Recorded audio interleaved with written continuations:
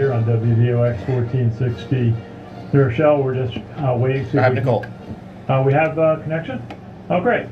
Great. Well, we are very pleased to have a special guest from the New York Times, the cybersecurity writer, and that is Nicole Perlroth. Nicole, how are you today? I'm good. Thanks for having me. Hey, thanks so much for taking time to join us. You do amazing writing and have been covering cybersecurity for a number of years. You are the author of a new book, This Is How They Tell Me the World Ends. And maybe for our audience, you just describe a little bit about how you came up with the title for this book, which really covers cybersecurity really for about the last decade or more. Well, it came to me in the shower, actually. It's usually only when I'm away from my devices that I can actually think creatively about these issues. But, you know, the way I looked at it is I joined the cybersecurity beat at the Times 10 years ago. And right away, you just started seeing all of these warnings come into my inbox from cybersecurity companies saying, you know, we're overdue for a cyber 9/11 or a cyber Pearl Harbor, some kind of cyber-induced cataclysmic attack that would have, you know, loss of life. And at that time, it just seemed like so much marketing. But what's happened over the last 10 years is that those predictions have really borne out. You know, we still haven't seen that cyber 9/11 moment that would cause loss of life, but we're getting dangerously close to that.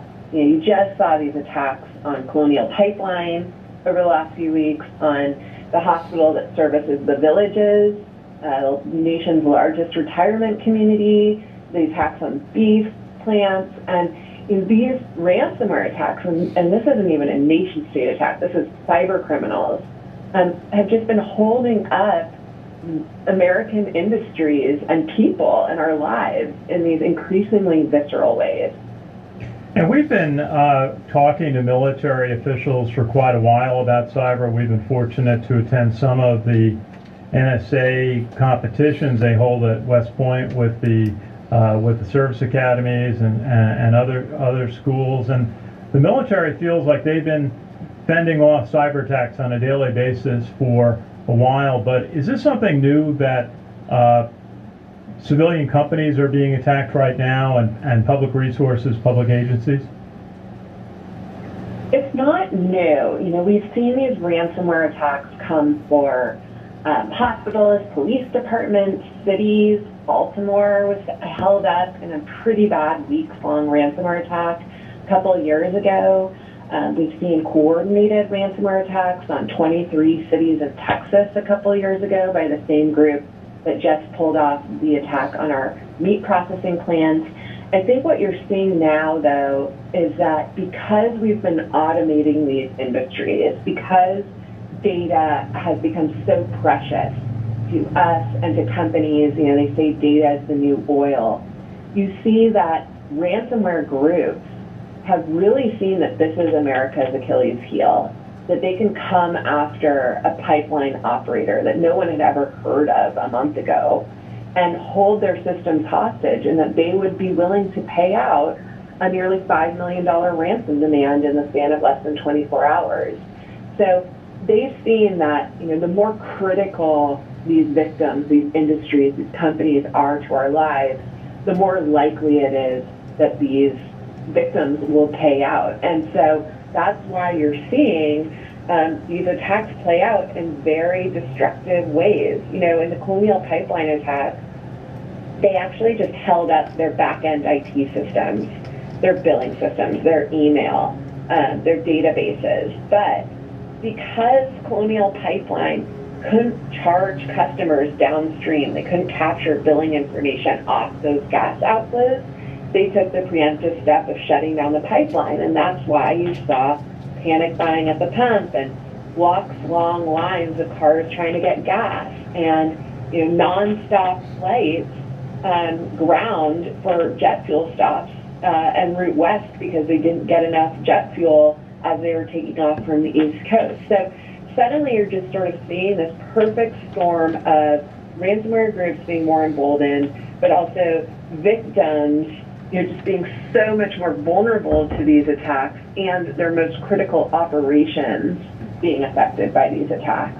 Absolutely, and we're talking to Nicole Perlroth of the New York Times. Has a new book out. This is How They Tell Me the World Ends, and I think your book's going to get some major awards this year. It's a must-read. You mentioned ransomware. That was one of the key subjects on the Sunday news shows yesterday. The need to address them with some type of regulation, possibly prohibit them, but also the subject of cryptocurrency, because these ransoms have been paid in cryptocurrencies, and there seems to be a need for that because it's really banking that's not regulated. What do you see needs to happen on ransomware and cryptocurrency? Well, cryptocurrency has just been the fuel on the fire here. So 10 years ago, when I started covering ransomware attacks for the first time, they looked very different. This was coming for individual PC users in Europe. They'd get a flash notice on their computer and it said, hey, it would look like it came from the FBI or the Justice Department or Interpol. It would say, hey, we've held your computer hostage, pay us 200 euros, here's how you do it. And they would tell them to go buy a prepaid debit card from a drugstore and give the cyber criminals the PIN. Well, fast forward 10 years later and they don't need to do that. They can just say, pay us in Bitcoin. And in a lot of cases, cyber criminals will take the payment in Bitcoin, they'll launder it through a series of other cryptocurrencies or other exchanges, and it makes the payment so much harder to trace. So one of the things that has been much discussed over the past few weeks is how do we enforce know thy customer and anti-money laundering rules on the cryptocurrency exchanges? Because once you solve that, then you've really taken away, a lot of this fuel that has only emboldened these cyber criminals to demand something like $50 million in ransom payments. If they can't get those payments through cryptocurrency exchanges, then they're going to have to change the way they do business, and it will necessarily slow them down and could really have a big effect on the scourge of ransomware. And your book covers cyber attacks and actions taken really through the 2020 election, and then I think you tried to close the book, but things like the SolarWinds attack came. And one of the things that you wrote, which really touches some of the work I do in banking and managing contact centers in banking, is that you said Russian cyber criminals have seized on Americans working from home to break into an untold number of American companies in the Fortune 500. How extensive do you think that is? How many vulnerabilities do you think were created? And are there remedies that you see?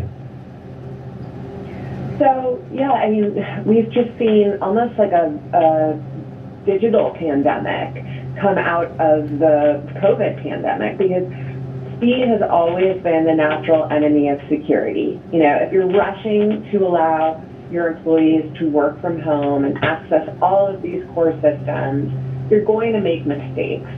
And also the fact that all of these employees are able to access critical business operations from home opens up opportunities for hackers to do the same using stolen passwords or accounts that don't have two-factor authentication turned on, or maybe it's a company that didn't run the latest software updates on security vulnerabilities.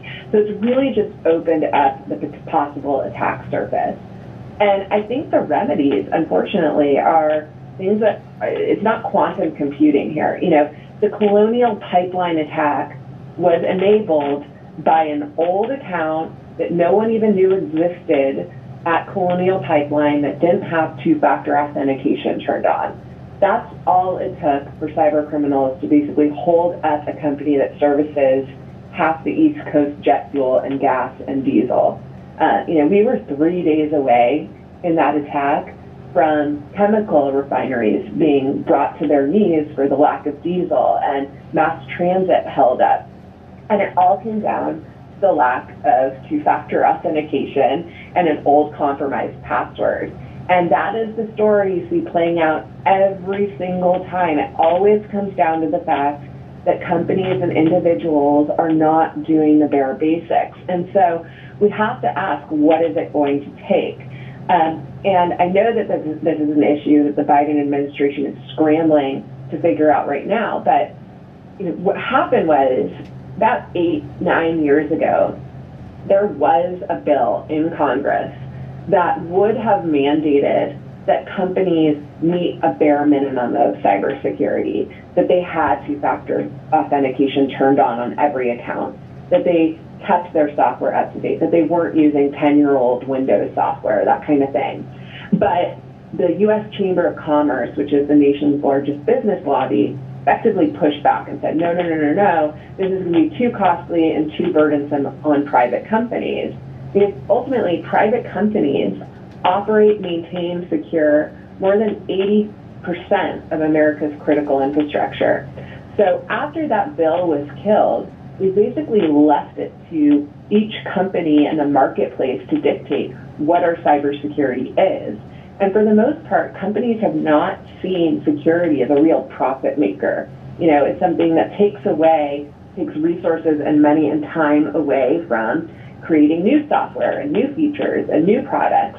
And unfortunately now we've gotten to a point where instead of taking the money that they would have or should have poured into security, we're just seeing companies pay out these ransom demands when that amount of money, the $5 million that Colonial Pipeline paid its extortionists, could have been used to make sure that they'd done inventory on all of their accounts. Nicole, they did have two-factor on. Hey, we're going to have to break. I appreciate so much that you took the time to call in, and I hope we could do this again down the road. All right. Thanks for having me. And thank you for the wonderful work you're doing. Authentication, everyone. Okay, this is How They Tell Me the World Ends. It's a new book by Nicole Perlroth, Watch Her Stories on the New York Times. Jack? You've been listening to the Sons of the American Legion Radio Report on WVOX AM 1460 and heard around the world on WVOX.com. Until next week, remember to thank a veteran.